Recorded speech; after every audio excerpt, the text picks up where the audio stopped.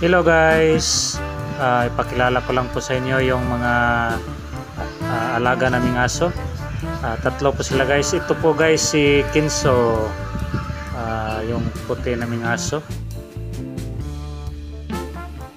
Ito guys si Kia. Siya yung ina nila Kinso at ni Kalex guys. Si Kia. Sobrang bait ni Kia guys. Si Kinso guys, kung mapapansin nyo, hindi nagmana sa ina niya yung mga balahibo niya. Mahaba kasi yung mga balahibo niya, nagmana sa ama. Pero hindi amin yung ama guys nila. Yan si Kia guys, sobrang bait nito. Hindi nga tumatahol to guys pag may tao. Hindi din to nangangagat guys.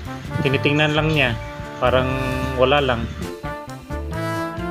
Ito rin guys si Kalex, yung panganay ni Kia.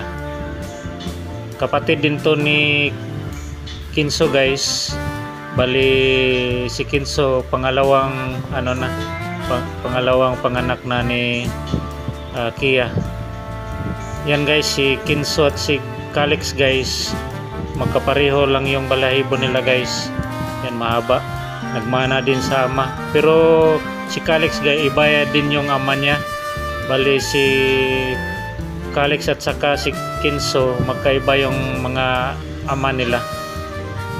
Yan guys, mabait din tong si Kalex guys. Yung lahat ng mga alaga naming aso guys, yung tatlo, sobrang bait nito guys. Thank you for watching guys. Bye bye.